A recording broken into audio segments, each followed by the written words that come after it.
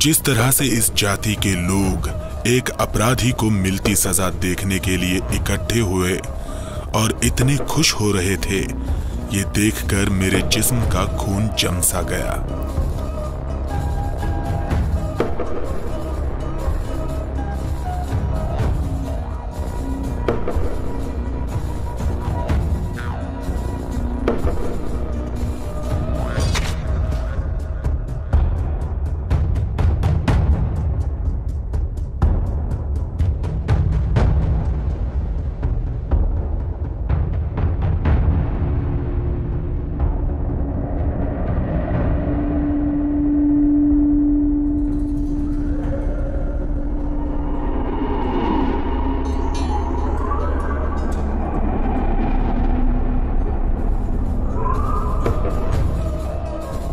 दूसरी बाल्टिक जनजातियों की तरह पर्शियंस ने भी पत्थरों, झरनों और पुराने पेड़ों जैसी कुदरती वस्तुओं से कुछ खास जगह बनाई हुई थी, जहां पर वो अपने धार्मिक रीति रिवाजों का आयोजन किया करते थे।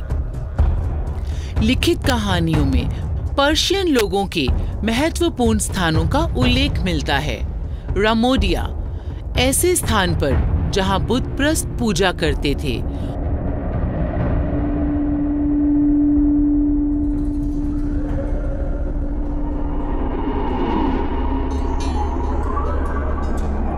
और उच्च कोटि के पुजारी उनकी देखरेख किया करते थे। बुत प्रस्तों का विश्वास था कि पूर्वजों की आत्माएं पवित्र जंगलों में रहती हैं। वास्तव में दुनिया भर में ओक का पेड़ प्राचीन पर्शियन लोगों का प्रतीक था। उनका मानना था कि ओक की शाखाओं में परमेश्वर का वास है। पर्शियंस आकाश के देवता, धरती के देवता और अन्य जीवों की पूजा किया करते थे। उनका विश्वास था कि जंगलों और अन्य जीवों में देवी देवताओं का वास रहता है। इनकी रोजमर्रा की जिंदगी की हर चीज इन देवी देवताओं पर निर्भर रहती थी, जैसे मौसम, उत्सव, बच्चे का जन्म, पुनर्जन्म और युद्ध में जीत के लिए किस्मत का साथ। ये अपनों के लिए भोजन और जानवरों की बलि दिया करते थे। एक आर्कियोलॉजिकल ने पत्थर में एक देवता और 200 घोड़ों के अवशेषों की खोज की थी।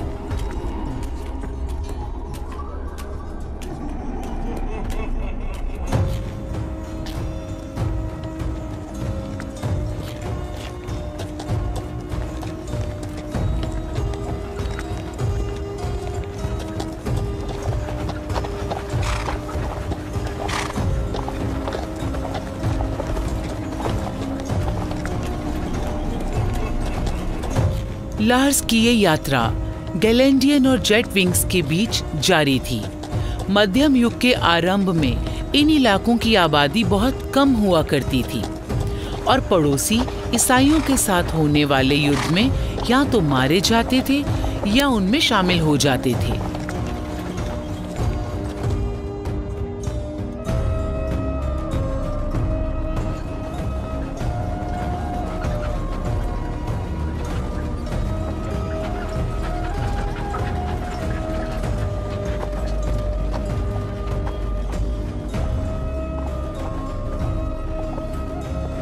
गैलेंडा की धरती पर बस कुछ ही लोग बचे थे, जो कि घने जंगलों से घिरे हुए थे और इनमें जंगली जानवर घूमते रहते थे। महलों का त्याग हो चुका था और बिना शहर के मैं कोई व्यापार नहीं कर सकता था। पुरुषवेट गैलेंडियन लोगों की रीति को अच्छे से जानता था कि जब यात्री इनसे भोजन या सुरक्षा की प्रार्थना करें तो ये यात्रियों को मना नहीं करते थे। इसलिए हमने उनसे रात ठहरने की प्रार्थना की और हमें गैलेंडियन लोगों के खेतों में प्रवेश करने में जरा भी हिचकिचाहट नहीं हुई। ज्यादातर परिवारों के नजदीकी लोग किलाबंद किस्म के घरों में इकट्ठे रहते थे। ज्यादातर घर लकड़ी के लट्ठों से बनाए जाते थे, जिन्हें सीधा सीधा जमीन पर बिछा दिया जाता था। घरों की अधिकतर खिड़कियां छोटी हुआ करती थी और या तो जानवरों के ब्लैडर्स और या लकड़ी के शेडर से सील बंद किए जाते थे। घरों की छतों को स्प्रूस यानी भोजपत्र से कवर किया जाता था। किताबों में मिली ड्राइंग से मालूम पड़ता है कि गैलेंडियन लोग प्रेसिडेंशियल टावर्स का निर्माण भी किया करते थे, जिसकी ऊंचाई उनके रुतबे का प्रतीक हुआ करती थी।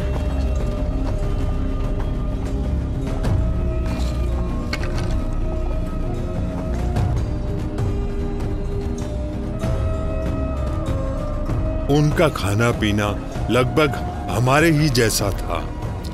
ये लोग फलियां, जड़ वाली सब्जियां, चुकंदर, गाजर, प्याज और लहसुन खाते थे।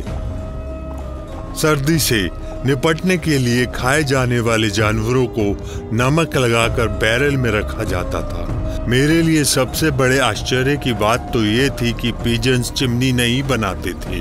यहाँ तक कि धनवान लोग भी इस बात से अनजान थे कि हर घर में चिमनी होनी ही चाहिए।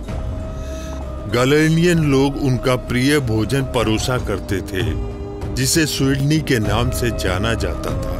राय फ्लावर से स्वीट ब्रेड बनाए जाते और इन्हें चर्बी में पकाया जाता। ईमानदारी से बताऊं तो ये स्वीडनी का स्वाद कुछ अच्छा नहीं था, लेकिन क्योंकि इतनी लंबी यात्रा के बाद लगी भूख के कारण हमें जो मिला हम खाते गए।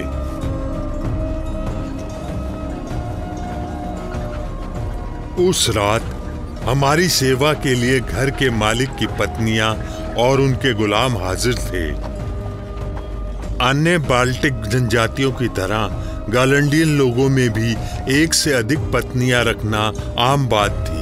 मैंने जो खास बात देखी कि हमारे मेजबान अपनी सबसे छोटी पत्नी की तरफ ज्यादा आकर्षित थे, जबकि सबसे बड़ी पत्नी घर की जिम्मेदारी संभालती और बीच वाली अपनी तरफ ध्यान खींचने के प्रयास करती रहती। मैं एक बात जरूर बोलूंगा कि इन जनजातियों की औरतें और कई मामलों में तो बहुत ही अच्छी थी।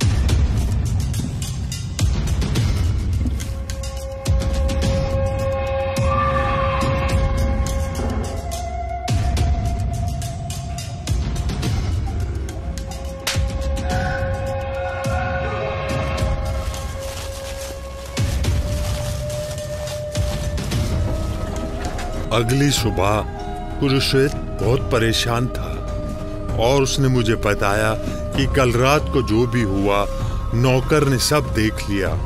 गैलेंडियन द्वारा की जाने वाली सेवाओं की भी एक सीमा रेखा थी, इसलिए हमें वहां से जल्दी निकलना था।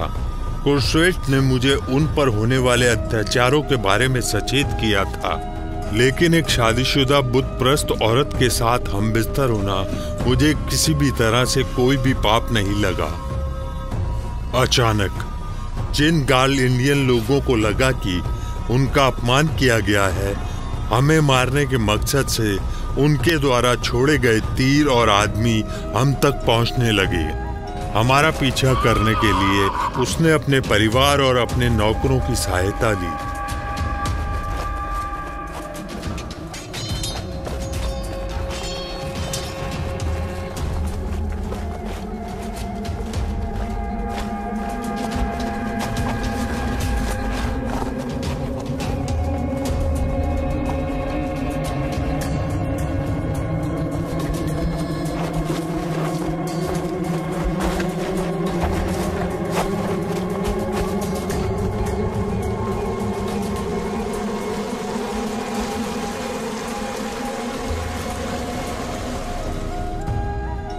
खुशकिस्मती से कुरुश्वेत को मालूम था कि पवित्र जंगल दरिया के उस पार है और गैलेंडियन लोग वहां घुसने की हिम्मत नहीं करेंगे।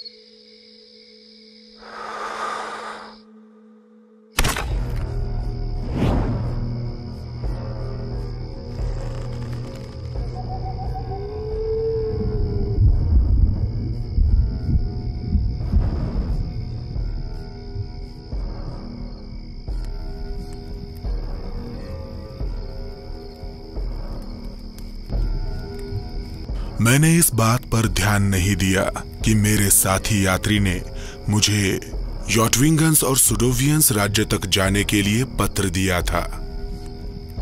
परमेश्वर मेरे साथ था और हम लोग हमला करने वालों से बचकर निकले और मुझे इलाज करने के लिए एक स्थानीय हकीम भी मिल गया, जिसने मुझे फिर से चलने फिरने के लायक कर दिया।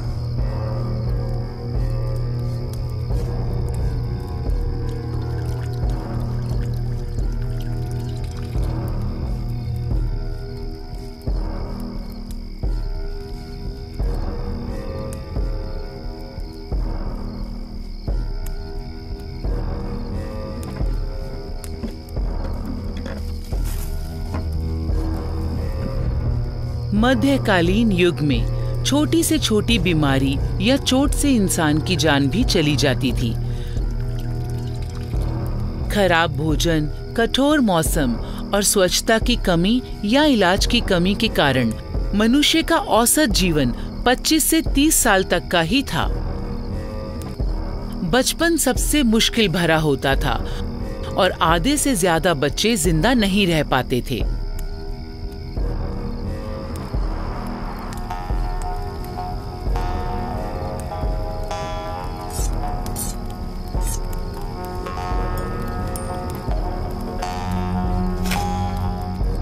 हमें सुरक्षित स्थान पर पहुंचाकर कुरासाइटिस ने हमारी जिंदगी बचा ली, लेकिन वो बहुत डरा हुआ था और बेचैन था कि उसने अपने पेगन के देवी देवताओं के नियमों की उल्लंघना की और अब वो उनके प्रकोप से डरा हुआ था।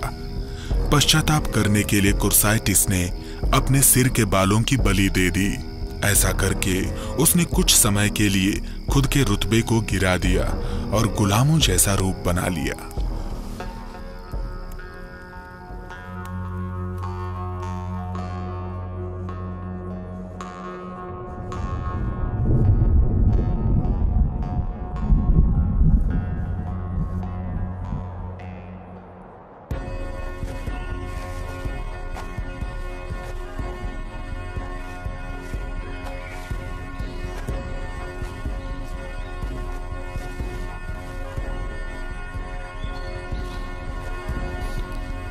मुझे अभी भी बुखार था और मुझ पर बेहोशी छाई हुई थी। बाद में कुरासाइटिस ने मुझे बताया कि मेरे ये जख्म किसी मनुष्य के भरने से नहीं भरेंगे, इसलिए हमें सहायता के लिए पेगन के देवी देवताओं की शरण में जाना होगा। उनके धर्मगुरु जातवी ने मुझे ठीक करने के लिए बकरी की बलि दी। ये रस्म मुझे किसी पार्टी की तरह लग रही थी, क्योंकि उन्होंने मेरे पैसों से हिरण खरीदा और उनकी जाति के हर व्यक्ति ने इसमें हिस्सा लिया। बुत परस्तों के देवता मुझे बहुत डरावने लगे। हम अपने देवता के सत्कार में उसे ब्रेड और वाइन की भेंट चढ़ाते हैं और इनके देवता जानवरों की बलि और खून मांगते हैं।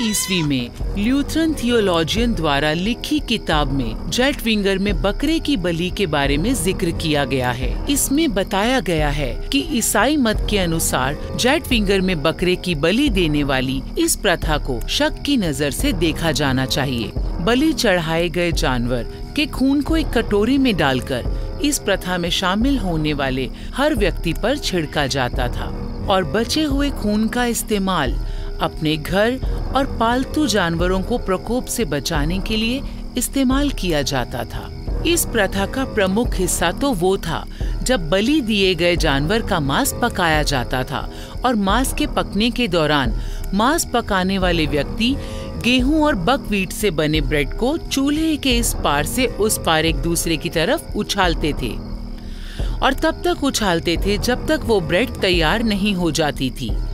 जो धर्मगुरु मांस पकाता था वो जलती हुई आग में से एक जलता हुआ कोयला निकालकर अपने सिर पर रखता और फिर उसे वापस चूल्हे में डाल देता। इस पूरी प्रथा के दौरान एक खास किस्म का वाद्य भी बजाया जाता था।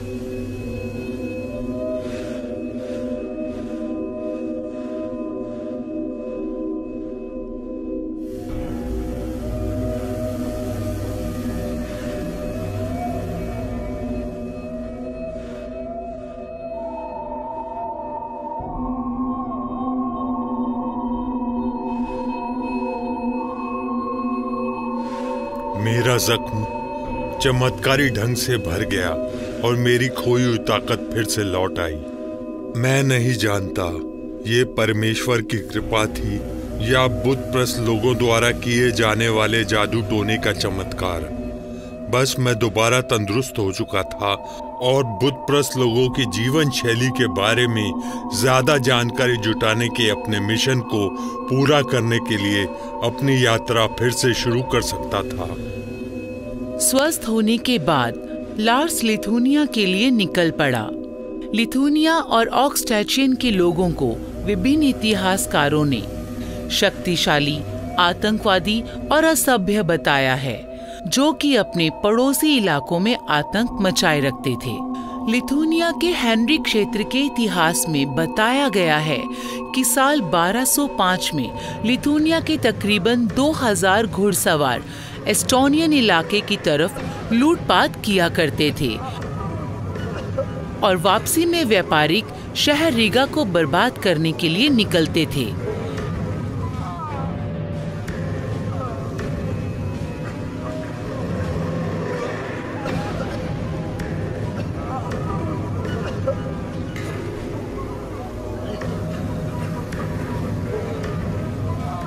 इतिहास के पन्ने पलटने से मालूम पड़ता है कि लिथुनियन के वासी मरने से नहीं डरते थे।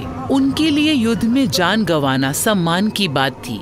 दुश्मन के सामने आत्मसमर्पण के बजाय कभी कभी वो खुद की जान ले लिया करते थे। और ये बात ईसाई मत से बिल्कुल उलट है। ईसाई मत के अनुसार आत्महत्या करना बहुत भयानक पाप है और किसी ईसाई के लिए इससे बड़ा अपराध हो ही नहीं सकता। ईसाई धर्म योद्धाओं द्वारा दी जाने वाली धमकियों ने मिंडोगस के शासकों को लिथुनिया और ऑक्सटेशियन के राजाओं को हराने के लिए उकसाया, जिससे इन देशों को मिलकर लिथुनिया की एक विशाल डची बनाया जा सके। मिंडोगस ने ईसाई धर्म को अपनाया और पोप इनोसेंट IV के आशीर्वाद से उसे बादशाह का ताज पहनाया जाता। हालांकि फिर उसे पड़ोसी ईसाइयों द्वारा दी जाने वाली सैन्य धमकियां मिलनी कम हो चुकी थी। उसने अपनी नई आस्था को त्याग दिया और अपने इलाके के सभी भिक्षुओं और धर्म गुरुओं को समाप्त कर दिया। इसके गौरवशाली दिनों के दौरान 15वीं शताब्दी में विशाल डची अपने महत्वपूर्ण सेना के संग यूरोपियन राज्यों का सबसे बड़ा राज्य बन गया था, जिसने विभिन्न धर्मों, भाषाओं और संस्कृतियों को एक साथ मिला लिया।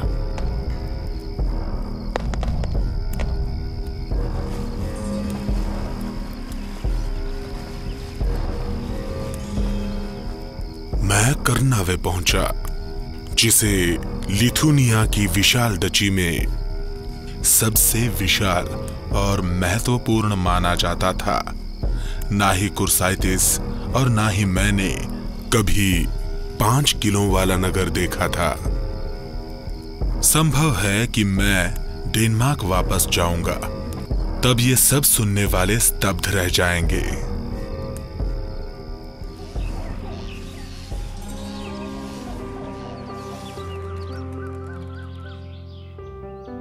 पाषाण युग से ही कर्नावे की जनसंख्या काफी अधिक थी।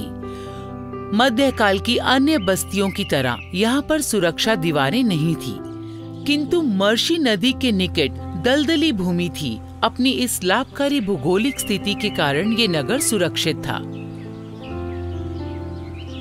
शांतिमय समय के दौरान यहाँ के निवासी किले के नजदीक बने गांव में रहते थे। संभावित घेराबंदी के दौरान किले में सुरक्षित स्थान की तलाश की जा सकती थी, जहां हर स्थान पर 300 लोग रह सकते थे।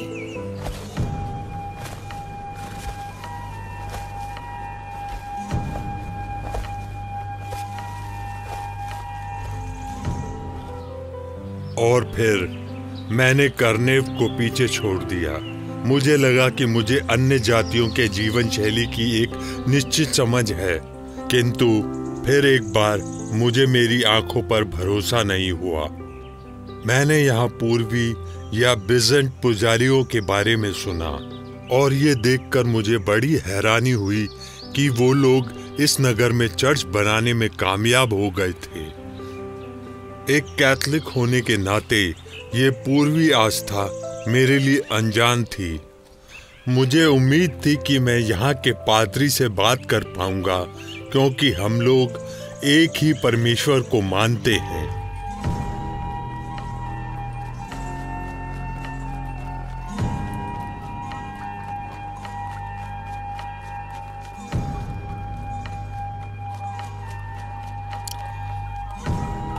लेकिन यहाँ का पादरी मेरे खिलाफ भड़के अपने गुस्से को नहीं रोक पाया। मुझे इसकी कोई वजह समझ नहीं आई। हो सकता है ये सब इसलिए था क्योंकि मेरे लोगों ने बिजेंटिन सेंटर के केंद्र कॉन्स्टेंटिनोपल पर हमला किया था। शायद वो हर कैथलिक पर ऐसे ही गुस्सा होते होंगे, लेकिन सच में मैं भी नहीं समझ पा रहा हूँ, या मैं हमारी उस हरकत को सही ठहराने में सक्षम नहीं हूँ। लेकिन हाँ का मतलब हाँ। मैं कर्नवे में कुछ घोड़े खरीदने में कामयाब हो गया, जिससे हमारी आगे की यात्रा आसान और तेजी से पूरी हो पाएगी। मैंने वो वस्तुएं भी खरीद लीं जो मेरे दिमाग में थीं। घोड़ों का व्यापारी अपने नजदीकी इलाकों में काफी मशहूर था। उसने मुझे मशवरा दिया कि मुझे उत्तर की तरफ जाना चाहिए, जहां काफी शाही महल मौजूद हैं और जहां और शानदार नदी बहती है जिसका नाम दाउगावा है।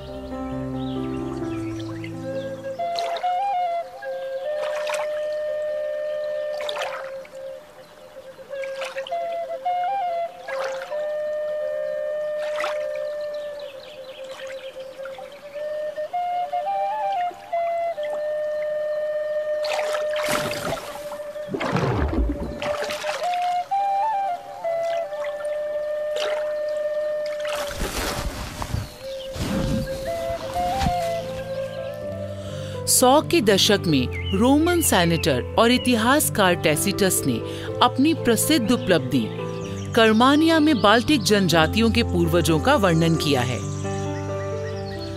10वीं शताब्दी से 13वीं शताब्दी तक सिलोनिया क्षेत्र ने 300 किलों सहित कई जिलों और सल्पिल्स के शहरों को केंद्र के रूप में समेट लिया।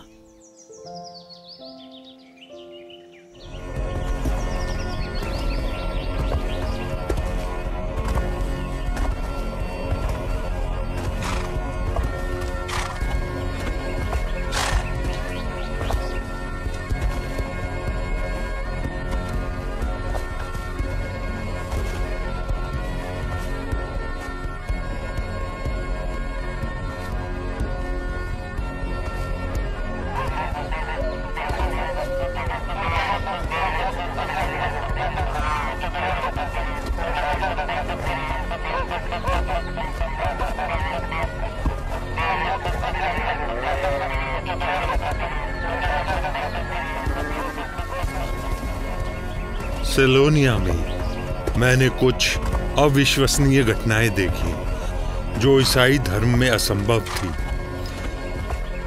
भीषण गर्मी के मौसम में ये बुतपरस्त न केवल अपने पशुओं को सजाते और आस्था के गीत इस उम्मीद में गाते कि उनकी फसलों की पैदावार खूब अच्छी होगी, बल्कि जरूरत से ज्यादा अश्लीलता में समय बिताया जाता, जबकि आम तौर पर वो ऐसा नहीं करते थे। मुझे ऐसा लगा जैसे हर जगह परमेश्वर की निंदा ही निंदा हो रही है, और जिनमें अनेकों स्त्री और पुरुष शामिल हैं। बुत परस्तों की ये मान्यता सही हो सकती है कि संपूर्ण गर्मी का मौसम महिलाओं के गर्भवती होने का उत्तम समय है। फिर जो बच्चे मार्च में पैदा होंगे उनका नाजुक शरीर वसंत की धूप में सांस लेगा, और जानवरों के लिए भी उनकी सही मान्यता थी।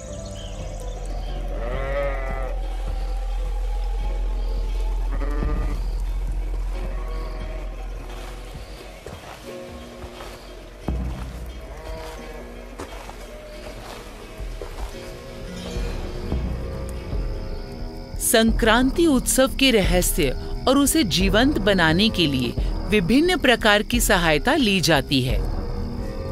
एथनोग्राफिक अनुसंधान और लोगों की धारणाओं से पता चलता है कि बाल्टिक जनजातियों को नशीले पौधों का काफी गहरा ज्ञान था और बेलाडोना को भी रीति रिवाजों में दवा के तौर पर इस्तेमाल किया जाता था। हालांकि बाल्टिक जनजातियों के लोक वनस्पति विज्ञान के बारे में और अधिक शोध की आवश्यकता है।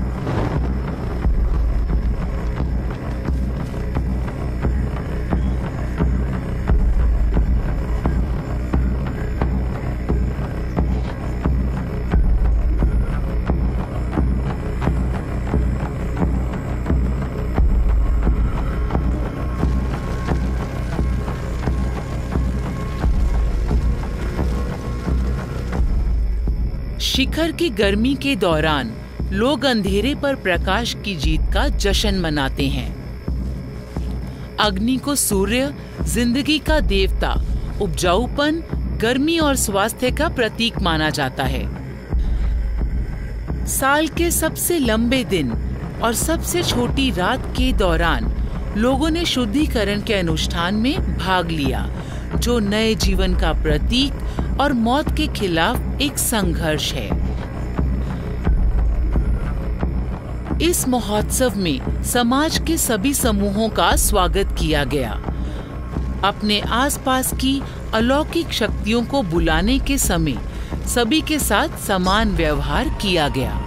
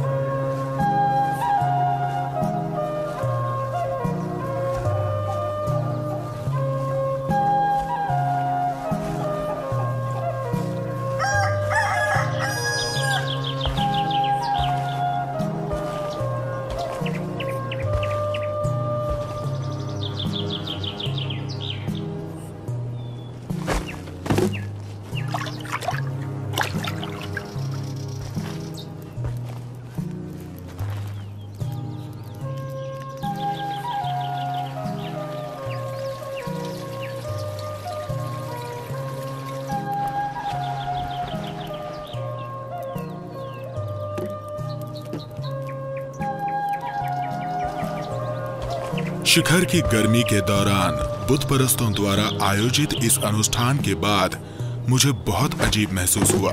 मैं पक्के तौर पर तो कुछ नहीं कह सकता, लेकिन कुछ बदलाव तो आया ही था। ये बुत परस्त पूरी तरह से केवल प्रकृति के साथ जीते हैं और मुझे भी ऐसा ही लगा। ऐसा लग रहा था ये सब परमात्मा की अनुमति से हो रहा था और मैं भी इसका एक हिस्सा था। मुझे हैरानी हो रही थी कि क्या मैं पृथ्वी के सबसे उच्चतम जीवों के साथ खड़ा हूं या सिर्फ किसी बड़े समागम का एक हिस्सा भर हूं। यात्रा करते करते हम लेटागलन और दावगावा नदी तक पहुंच गए। ये नदी बहुत ही गहरी और चौड़ी थी। इसे पार करने के लिए हमें माझी को पैसे देने पड़े।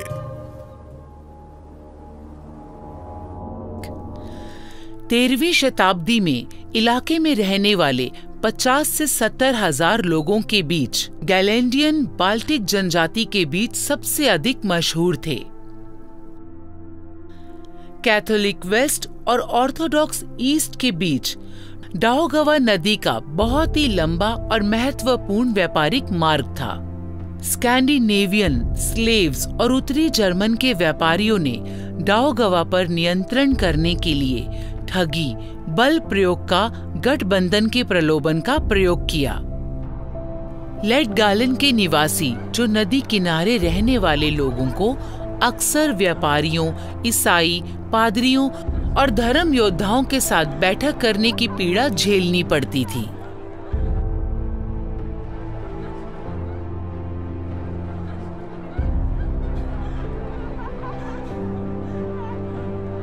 लेटगालन में कैथलिक और रूढ़िवादी चर्चों के प्रतिनिधियों द्वारा ईसाई धर्म को फैलाया जा रहा था, जिन्होंने जनजाति के लोगों को आत्मिक तौर पर तैयार करने के लिए भरपूर कोशिश की।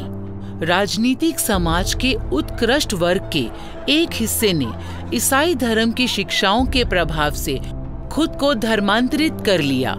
हो सकता है अपने पड़ोसियों के खिलाफ लड़ाई लड़ने के लिए उन्हें सहयोगियों की तलाश हो, या दूसरी दुनिया में उन्हें खुद के लिए नए अवसर दिखाई दिए हों जो कुछ विदेशी उनके लिए लेकर आए थे।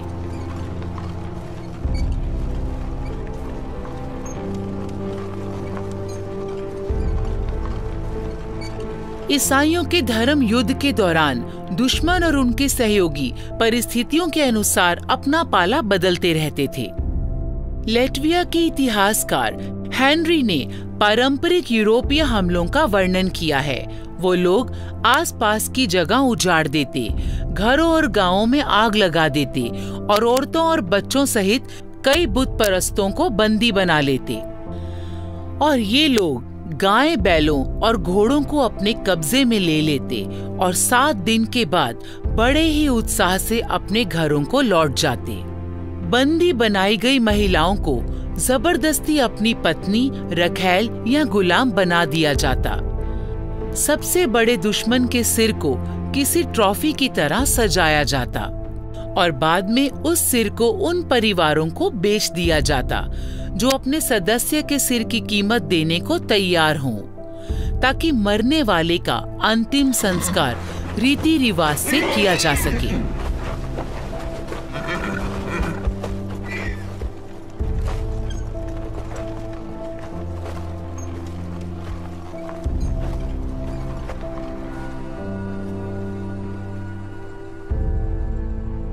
बेशक मैंने इन बुत परस्तों के इलाके में काफी समय बिताया था, पर इससे पहले मैं कभी जर्मनी के धार्मिक योद्धाओं से नहीं मिला था। कुरुसेट ने मुझे समझाया था कि कभी कभी बुत परस्त और धर्म योद्धा संयुक्त बल के तौर पर एक साथ मिलकर चलते हैं। दोनों पक्षों ने दुश्मन को हराकर अपना अपना फायदा उठाया और लूटपाट की संभावना बढ़ गई।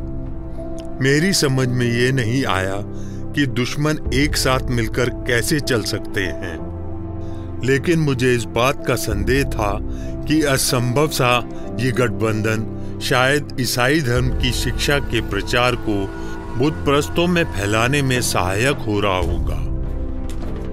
धर्म योद्धाओं ने ईसाइयों को जमीन, धन दौलत और यहाँ तक कि आलीशान जीवन पाने का अवसर प्रदान किया। ईसाई धर्म को फैलाने जैसे मुश्किल काम के बदले लूटपाट को उचित वेतन के तौर पर देखा जाता था। हालांकि बुत परस्तों के इलाके में रहने वाले हर किसी ने लालच में आकर इन धर्म योद्धाओं की बात नहीं मानी। कॉर्स्टोजेनिस का उद्देश्य बहुत महत्वपूर्ण था। रोमन साम्राज्य के पड़ोसियों के साथ कैथोलिक आस्था का परिचय होना बहुत जरूरी था। धर्म योद्धा बहुत थोड़े समय के लिए बुत परिस्तों से युद्ध किया करते थे, लेकिन जीते हुए इलाकों पर नियंत्रण बनाए रखने के लिए स्थायी सैन्य बल की आवश्यकता होती थी। अच्छे स्वभाव का अनुसरण करते हुए रीगा के भूमध्य सागरीय इलाके में शूरवीरों को पहला क्रम बनाया गया और उन्हें Livonian brothers of the sword का नाम दिया गया और उन्हें वीर सन्यासियों के रूप में शामिल किया जाता था।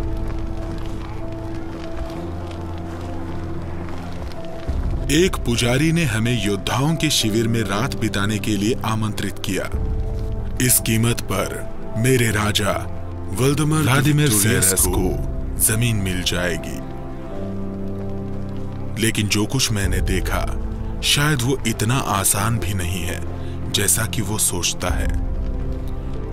जर्मनी के व्यापारी और धर्म योद्धाओं ने यहाँ सभी कुछ स्थापित कर लिया था और ये लोग अपने जीवन के पलों को बुत परस्तों के साथ साझा कर रहे थे। मैंने देखा कि कैसे उन्होंने सफलता से लूटे गए माल को साझा किया। लूटपाट का कुछ हिस्सा ईश्वर की भेंट भी चढ़ाया गया, नया केवल बुत परस्तों द्वारा बल्कि उनके द्वारा भी जो सच्चे परमेश्वर में विश्वास रखते हैं। मैं मेरे अपने धर्म को मानने वाले भाइयों की इस हरकत से हैरान था। यहाँ तक कि डेनमार्क और दूसरे इलाकों में रहने वाले ईसाई भी बुत परस्तों के देवताओं की पूजा में लीन थे, लेकिन बुत परस्तों द्वारा खुलेआम की जाने वाली ये पूजा किसी पाप से कम नहीं लग रही थी। यहाँ तक कि पुजारी भी ऐसे दिखा रहा था जैसे उन्होंने कुछ देखा ही नहीं।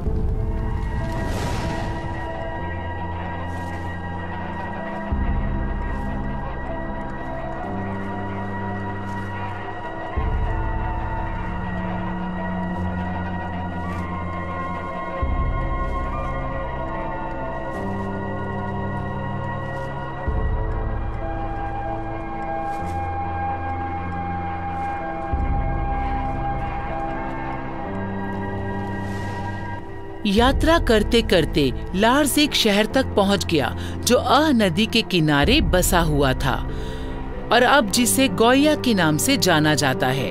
गोया और डौगवा के आसपास के इलाकों में फिनो-अग्रिक जनजातियां रहती थी। गैर ईसाइयों के इस इलाके में बाल्ट्स, स्कैंडिनेवियंस और बाल्टिक सी फिन्स रहते थे। ना तो फिन्स और ना ही लिवोनिया के लोग बाल्ट थे, लेकिन बाल्ट इलाकों का मध्यकालीन इतिहास इलाके में रहने वाली फिनो-अग्रिक जनजाति के बिना अधूरा है।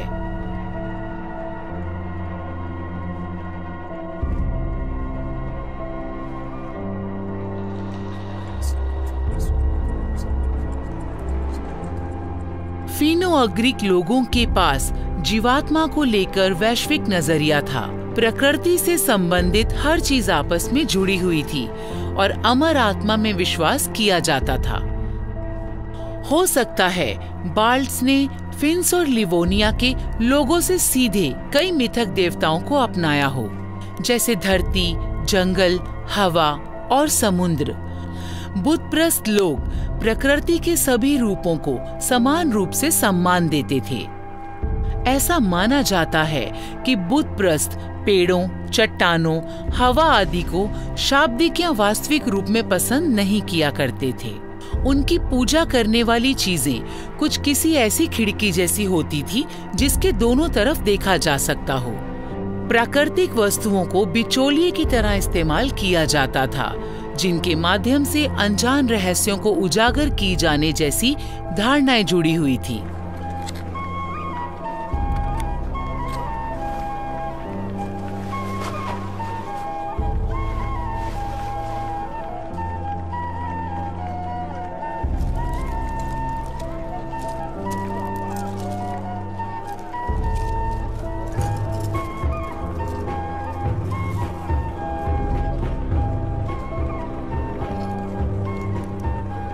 मैंने खुद को लिवोनिया के बहुत बड़े व्यापारिक बाजार में पाया, जो कि टूरोडिया के किले से बहुत ज्यादा दूर भी नहीं था, जिसे टोर का बाग भी बोला जाता है।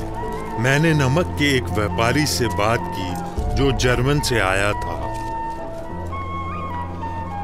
उसने मुझे शिकायत के तौर पर बताया कि बुत परस्तों के साथ व्यापार करना कितना मुश्किल है, क्योंकि हर शासक बिकने वाली हर वस्तु पर कुछ पैसों की वसूली करना चाहता है। एक व्यापारी होने के नाते मैंने उसका दर्द समझा और उसकी उम्मीद में सहमति जताई कि एक दिन इस इलाके में भी हर काम ठीक से होने लगेगा। मुझे यहाँ की स्थानीय भाषा बिल्कुल नहीं आती थी, लेकिन फिर भी यहाँ व्यापार करने में कोई परेशानी नहीं हुई। पूरी दुनिया में इशारों की भाषा का इस्तेमाल किया जा रहा था।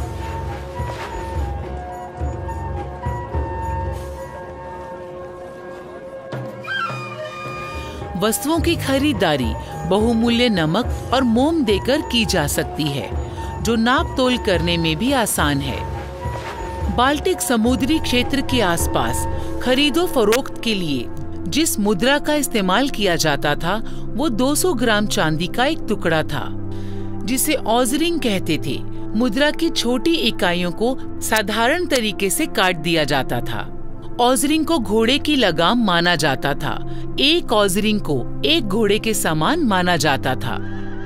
13वीं शताब्दी में बाल्टिक समुद्री क्षेत्र में एक घोड़े को 3 गायें, 20 भेड़, 10 सूअर या एक गुलाम के बराबर माना जाता था।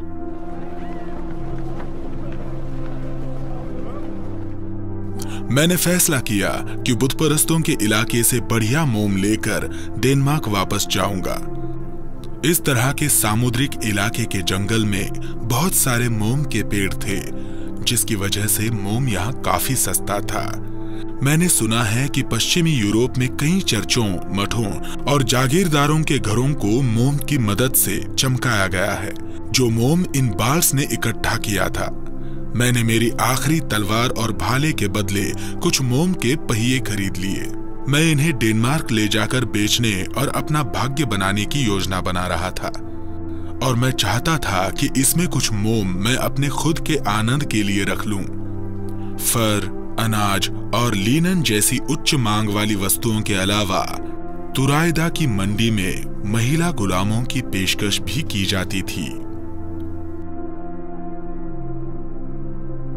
कुर्साइतिस ने एक महिला गुलाम को पहचान लिया और उसको लेकर मुझे इशारा किया। गलिंडियन जमींदार की दूसरी बीवी को यहाँ देखकर मेरी हैरानी की सीमा ना रही। उस बेचारी को गुलाम की तरह बेच दिया गया था, लेकिन मैं ना तो अपने बिस्तर और ना ही अपने घर में उसकी कल्पना कर सकता था। इसलिए मैंने एक दूसरी दासी को चुना। वो देखने में बहुत सुंदर थी और जैसा कि व्यापारी ने बताया कि वो स्वभाव से विनम्र और आज्ञाकारी है।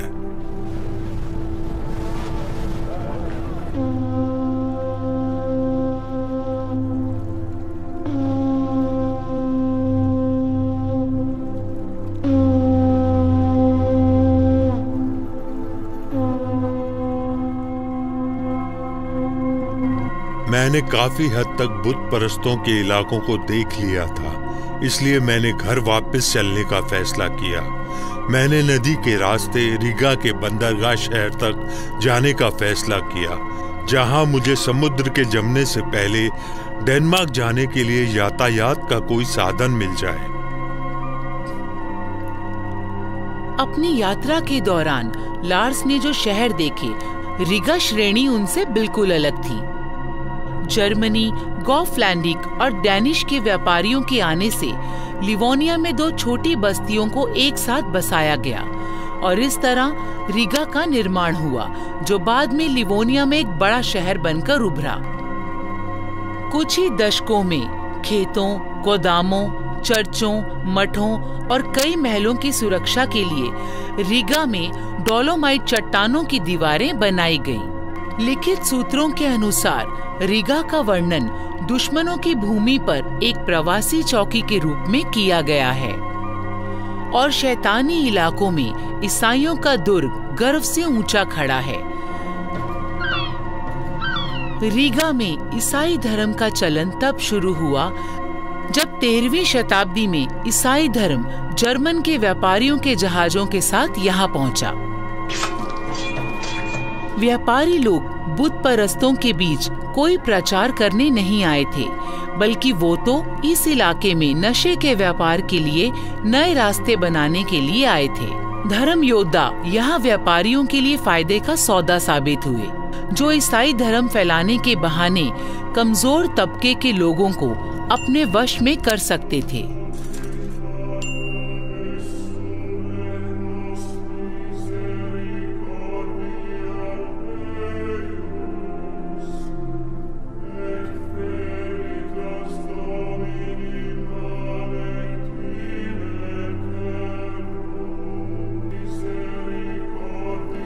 सबसे पहले लिवानी और फिन्स का सामना इन व्यापारियों से हुआ था। ये लोग बाल्टिक सागर के पूर्वी भागों की पहली जनजाति भी थी, जिन्हें ईसाई धर्म अपनाने के लिए मजबूर किया गया। बुत परस्तों को जबरन ईसाई बनाया गया। इन बातों में विरोधाभास है और इतिहास इसका गवाह है। ईसाई धर्म में अपनी मर्जी से और जबरन दोनों का वर्णन मिलता है। लिथुनिया और इतिहासकार हेनरिक बताते हैं कि कैसे बुत परस्तों का जनसमूह ईसाई धर्म में परिवर्तित हुआ, लेकिन इसके बाद ईसाई धर्म को बहुत ज्यादा तवज्जो नहीं दी गई। इसी इतिहासकार ने बताया है कि कैसे लिवोनिया के कुछ निवासियों ने ये सब नकार दिया और समारोह समाप्त होने के बाद डाउगवा नदी में डुबकी लगाकर कुछ का शुद्धिकरण किया। उनका विश्वास था कि ऐसा करके वो ईसाई धर्म को जर्मन वापस भेज रहे हैं।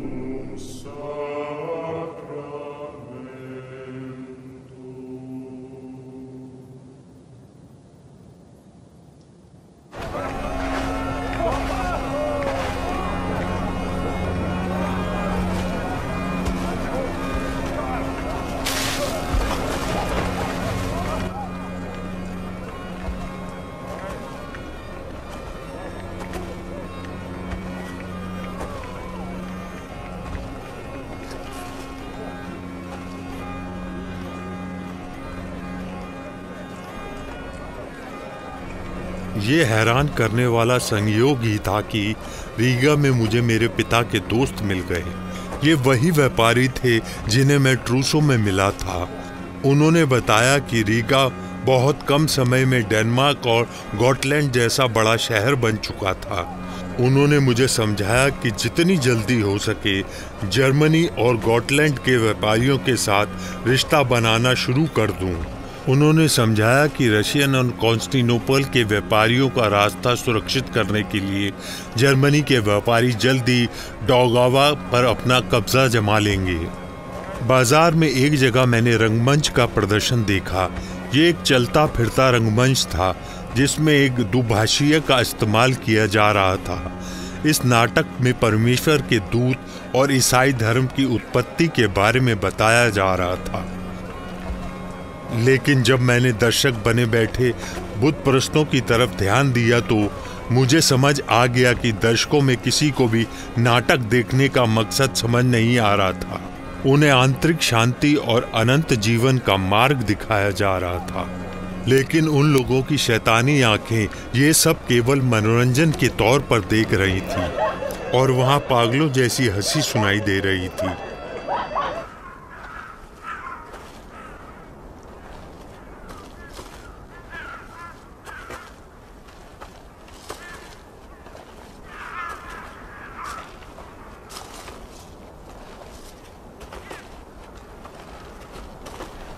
बुत परस्तों के इलाकों से गुजरते इतनी लंबी और कठिन यात्रा करने के बाद मैं थक चुका था। जाहिर है मेरे जिस्म का हर हिस्सा थकान से टूट रहा था। इसलिए मैंने दाउगावा के सिस्टरशियन संतों के पास जाने का फैसला किया, जो दिमाग और शरीर दोनों को दुरुस्त करना जानते थे।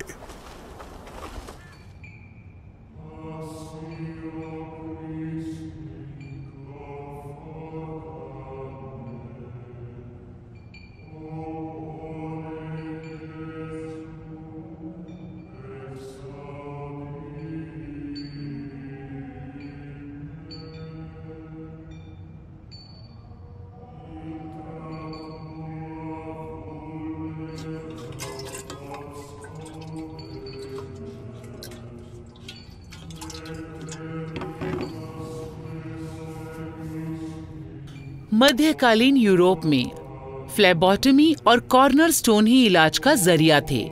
इस प्रकार के इलाज को हर प्रकार की मान्यता प्राप्त थी।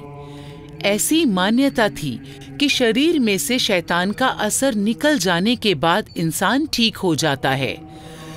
सभी प्रकार के आंतरिक और बाहरी तकलीफों को समाप्त करने के लिए नसों से खून निकालने का तरीका अपनाया जाता था। इसे बचाव के इलाज के तौर पर भी इस्तेमाल किया जाता था।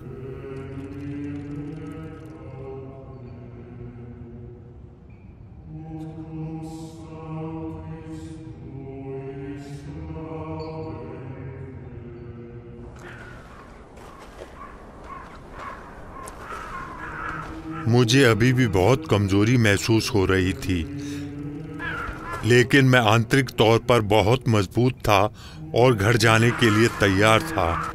हम लोग रीगा की तरफ जा रहे थे कि अचानक घटी एक घटना ने हमें रोक दी।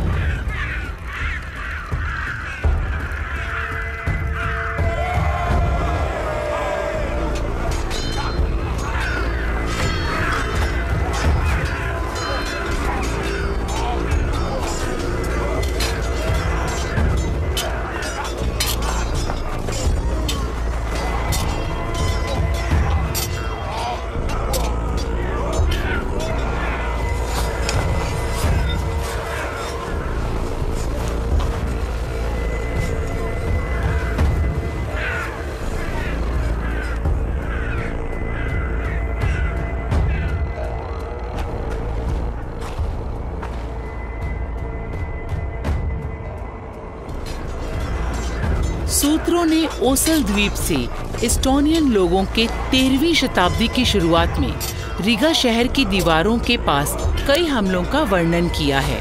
इतिहास में इन हमलावरों को ओसेलियंस कहा जाता है। वो ईसाइयों से खास तौर पर बुरा व्यवहार किया करते थे। उन्होंने जर्मनी के पुजारियों को प्रताड़ित किया, नए लिवोनियन ईसाइयों का अपहरण कर लिया और उनके किलों को लूट लिया।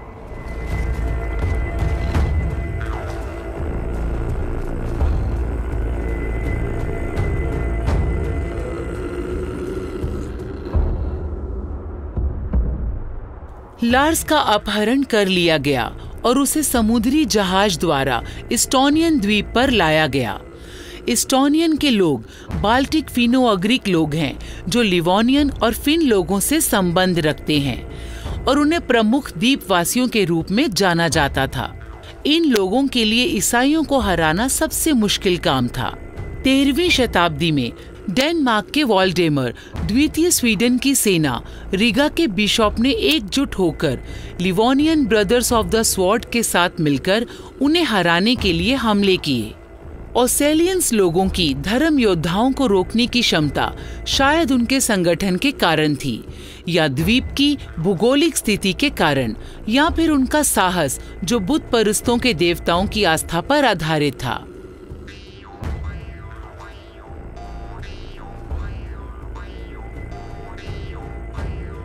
लिवोन और एस्टोनियन लोगों के लोक गीतों में उनके देवताओं के नामों का जिक्र आता है। एक पुराना मिथक विचार हमें बताता है कि दुनिया शाश्वत पेड़ के इर्द गिर्द घूमती थी और आसमान में तारे जुड़े हुए थे। आकाश गंगा या फिर एस्टोनियन लोगों के अनुसार पक्षियों की गंगा इस पेड़ की शाखाएं थी, जहां पक्षी मृत लोगों की आत्माओं को दूसरी दुनिया में ले जाते थे। ऐसी ही कुछ मिथक धारणाएं फिनो-अग्रिक संस्कृति में भी पाई जाती हैं और लैपलैंड तक फैली हुई हैं। इतिहास में एस्टोनियन के भगवान थेरापीटा का जिक्र भी मिलता है, जो सागर के ऊपर उड़े थे और ओसल में उतरे थे।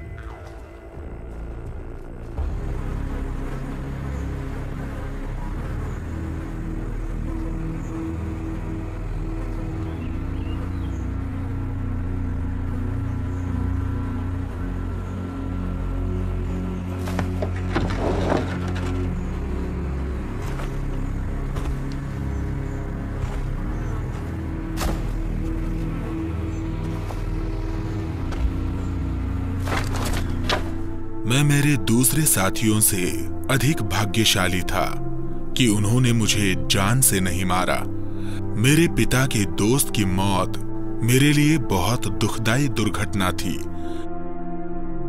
क्योंकि उन लुटेरों ने डेनमार्क के 2 आदमियों के लिए काफी बड़ी फिरौती मांगी होगी।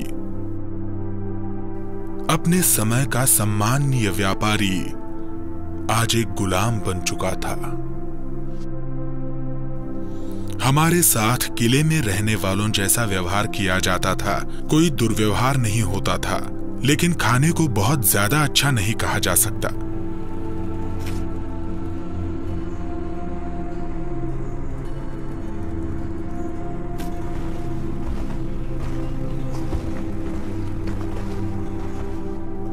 मैंने काफी साल एक गुलाम बनकर गुजारे और मैं ये उम्मीद छोड़ चुका था कि मेरा परिवार रकम देकर मुझे इस दुखदाई गुलामी भरे जीवन से निजात दिलवाएगा। दूसरे कैदी जो यहाँ काफी समय से गुलाम बनकर रह रहे थे, उन्होंने मुझे बताया कि अगर तुम काम बढ़िया से करोगे तो तुम्हें घर का चेयरमैन बना दिया जाएगा। फिर मैंने बढ़िया से काम किया। मैं तुयू के नजदीक लोहार के लिए काम करके भाषा सीखी। उनके स्थानीय लोगों ने अयस्क निकाला और इसे पिघलाकर लोहा बनाया। जब मैंने तलवारें खरीदी थी, मैंने कभी नहीं सोचा था कि लोहा कहां से आता है। ओसेल पर दलदले अयस्क की खुदाई और उसे निकालना मेरे लिए सबसे कठिन कामों में से एक था। कभी कभी जंगल के बाहर भट्टियां बनाई जाती थी। कभी कभी अयस्क से लोहे के टुकड़े निकालने में हमें कई दिन लग जाते थे।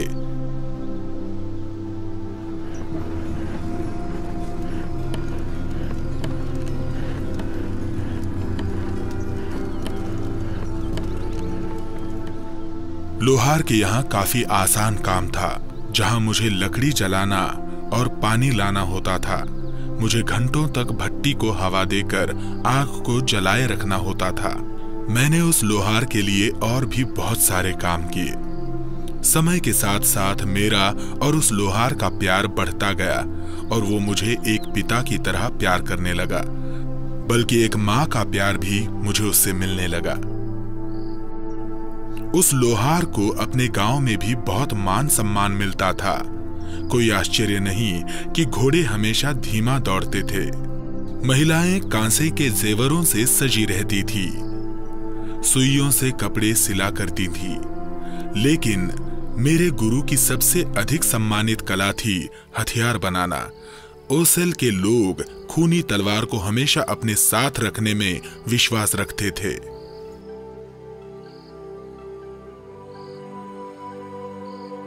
सूत्रों द्वारा किए वर्णन से मालूम पड़ता है कि ओसेल के एस्टोनियन लोग ईसाई धर्म के सबसे अधिक कट्टर दुश्मन थे।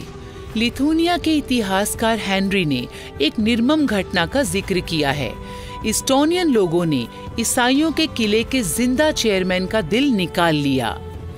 उन्होंने उस दिल को आग पर भुना और फिर बांटकर खा लिया, ताकि उनमें ईसाई धर्म से लड़ने का साहस पैदा हो। फिर उन्होंने उस मृत शरीर को कुत्तों और गिद्धों के खाने के लिए छोड़ दिया। हम दावे से नहीं कह सकते कि ऐसा सच में हुआ था या फिर बुत परिस्तों की ये कोई काल्पनिक कहानी है।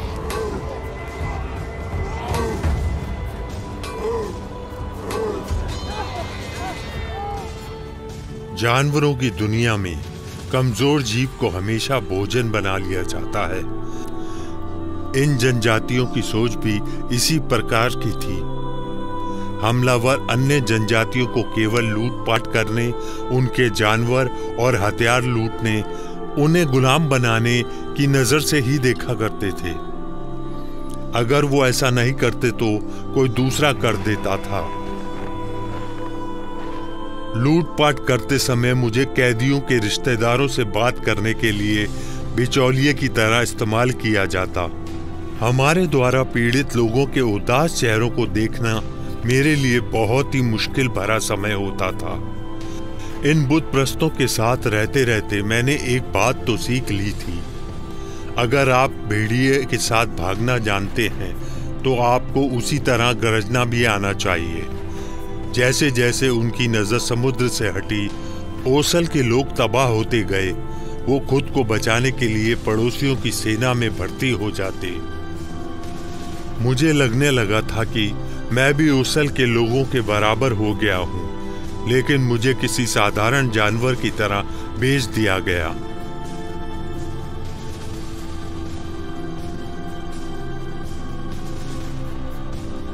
लार्स अब कोरोनियन में पहुंच चुका था। प्राचीन कोरोनियन क्षेत्र में कई साम्राज्य स्थापित थे जो कि किले के आसपास बने हुए थे।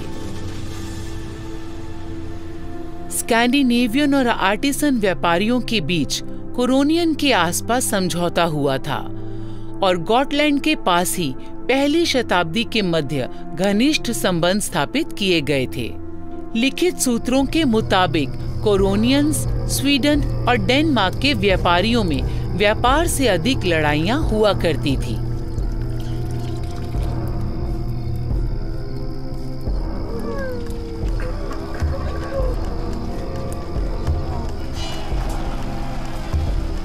कोरोनियन लोगों ने सदियों तक बाल्टिक सागर के इलाकों पर शासन किया, लेकिन 13वीं शताब्दी के बाद से उत्तरी जर्मन के व्यापारियों ने पहले से चल रहे व्यापारिक बाजारों पर अपना नियंत्रण करने के लिए धर्म योद्धाओं से फायदा लिया, बाद में जिसे हैनियाटिक लीग के नाम से जाना जाने लगा। ये सोचकर कि उनकी ताकत लगातार घट रही है, 1210 में कोरोनियन वासियों ने ईसाइयों के गढ़रिगा पर धावा बोल दिया। 3 दिन की और कोरोनियन वासियों को मैदान छोड़ना पड़ा। जबरदस्ती कोरोनियन के इलाके में घुस गई। उन्होंने अपने मृत लोगों के शवों को इकट्ठा किया और वहीं आसपास लगभग 3 दिन बिताए, जहां उन्होंने मृतकों की मौत पर शोक व्यक्त किया और उनका अंतिम संस्कार भी किया।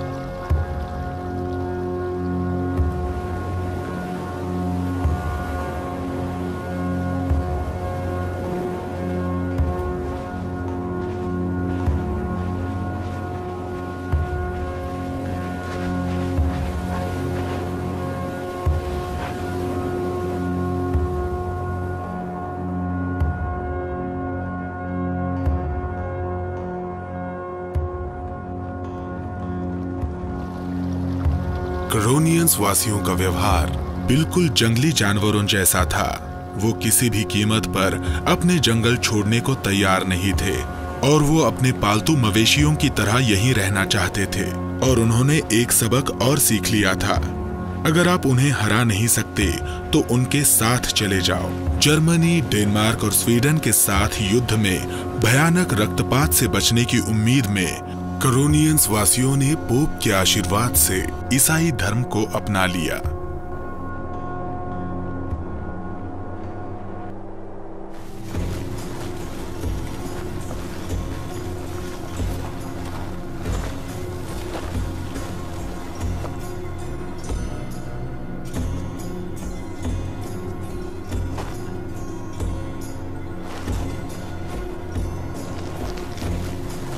अब तक मैं अच्छे से समझ चुका था कि कोरोनियंस वासी अपने शक्तिशाली दुश्मन को धोखा देने के लिए केवल नाम के ही ईसाई बने थे, क्योंकि ये बुत परस्त अपने प्राचीन देवताओं को भूलने के लिए तैयार नहीं थे।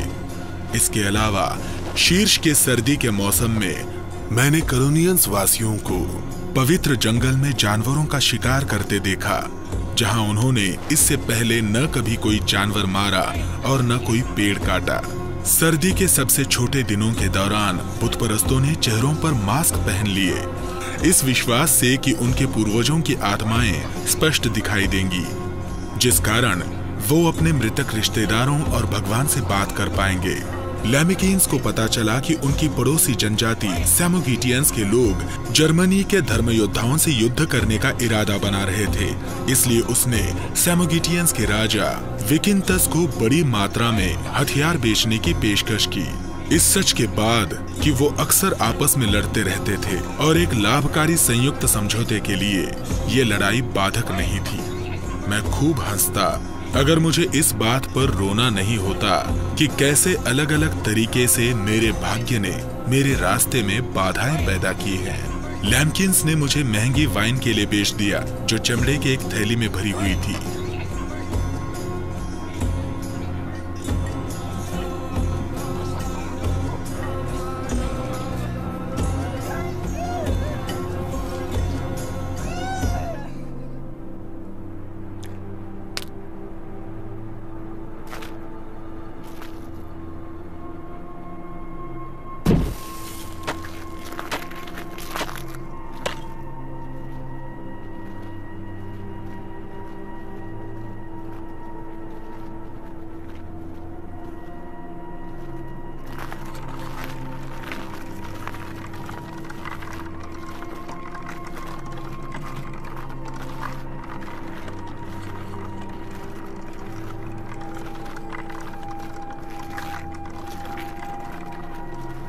और 1235 में प्रभु के वश में सर्दियों के दौरान कोरोनियन ने हथियारों के जखीरे के साथ समोगेटिया भेज दिया गया।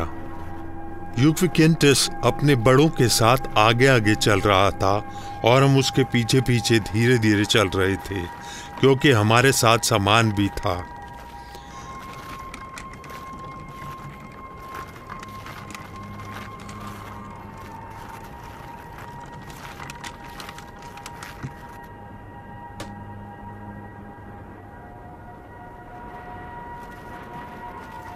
यात्रा के दौरान मुझे महसूस हुआ कि वादों पर भरोसा नहीं करना चाहिए था। लेमिकिंस ने समगोटिया के लोगों का आदर सत्कार किया, लेकिन शांति समझौते के बावजूद बर्फ पर मछली पकड़ते हुए लोगों पर कोरोनियन लोगों ने हमला कर दिया और उनकी मछलियां छीन ली। और यहाँ का यही रिवाज था और कोरोनियन लोग इसका पालन कर रहे थे।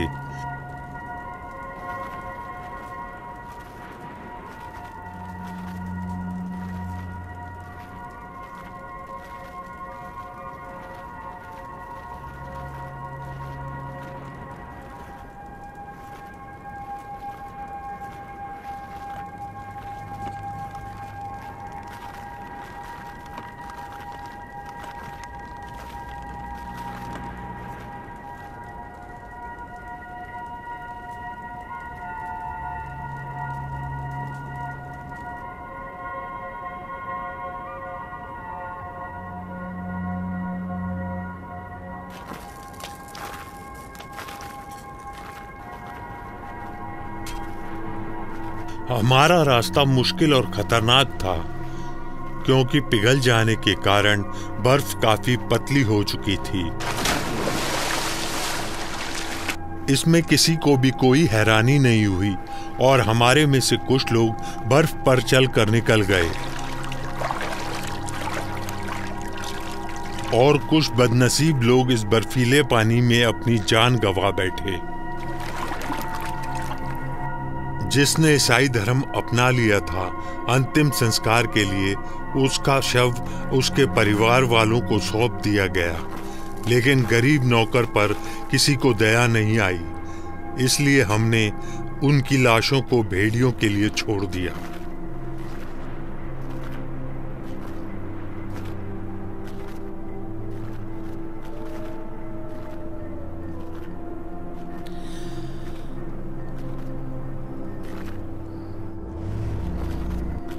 लार्स, जो अब सामान को साथ लेकर सैमोजेटिया जा रहा था। बहुत से बाल्टिक लोग ईसाई धर्म के उपदेश देने वाले लोगों के खिलाफ बड़ी बहादुरी से लड़ा करते थे। धर्म युद्ध के दौरान जर्मनी व्यवस्था के प्रचार को रोकने के लिए सैमोजेटिया को भी युद्ध के मैदान में बदल दिया गया और उन लोगों ने 200 साल तक बिना डरे बड़ी बहादुरी के साथ युद्ध किया। सैमोजेटियंस लोगों को यूरोप के आखिरी बुतपरस्त जनजाति के तौर पर जाना जाता है, जिन्होंने 15वीं शताब्दी में ईसाई धर्म को अपना लिया था। उनकी बस्तियां गहरे जंगलों और पानी के अंदर बने रास्तों वाली गहरी झीलों से घिरी हुई थी और इन रास्तों का पता केवल इन्हीं लोगों को था। इसी से तो वो हमलावरों से सुरक्षित रहते। सर्दियों में पानी के जम जाने से आना जाना आसान हो जाता था, इसीलिए इसी समय के दौरान ज्यादा व्यापार और लड़ाइयां भी हुआ करती थी।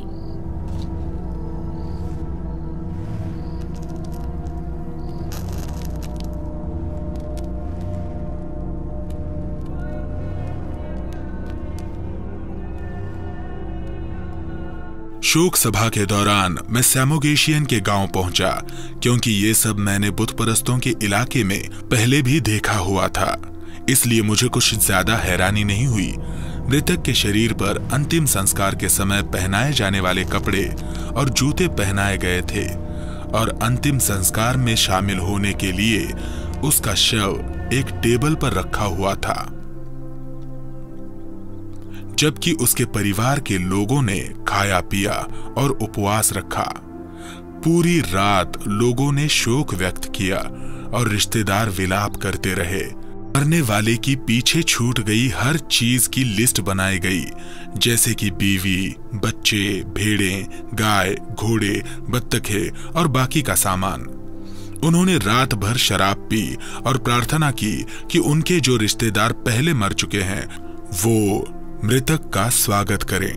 वहां पर केवल मृत व्यक्ति ही शांत था।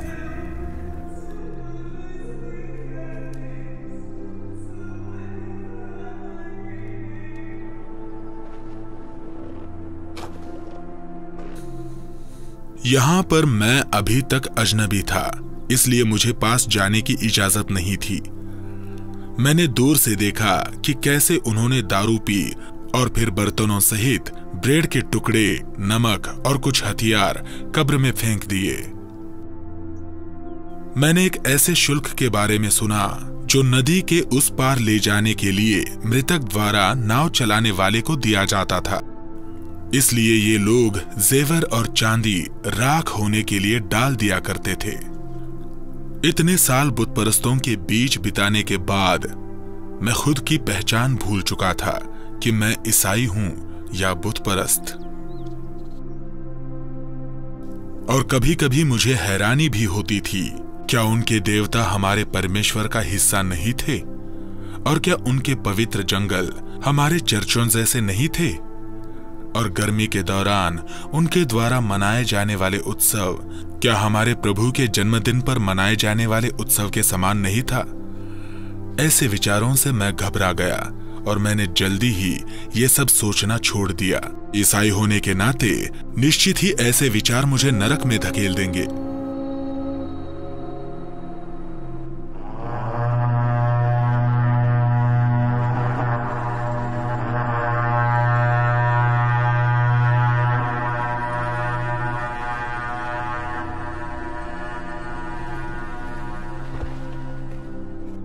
बड़ी संख्या में धर्मयोद्धा सहयोगियों की तलाश में समुद्र किनारे उतरे थे। विकिंतस ने गठबंधन की उम्मीद में सेमेगेलन के तारता में कुरियर भेजा और अपने पूर्व दुश्मनों के साथ धर्मयोद्धाओं को राह दिखाने के लिए एक योजना बनाई। मुझे अजीब सा एहसास हुआ जब मैंने सुना कि धर्मयोद्धाओं के युद्ध के प्रयास सफल हो रहे हैं। क्या मेरे आजाद होने का समय आ गया है? 13वीं शताब्दी में सेमीगेलियन की जनजातियों पर 2 जिलों द्वारा शासन किया जाता था, तैरवैते और मेजोवैते। सेमेगेलियन और सेमोजिटिस के निवासी एक दूसरे के कट्टर दुश्मन थे और उनमें अक्सर लड़ाई होती रहती थी। धर्म योद्धाओं ने सभी टकरावों पर विराम लगा दिया। धर्म योद्धाओं से बचकर भागे कई सेमगेलर निवासियों ने समोजिटिया में जाकर शरण ली।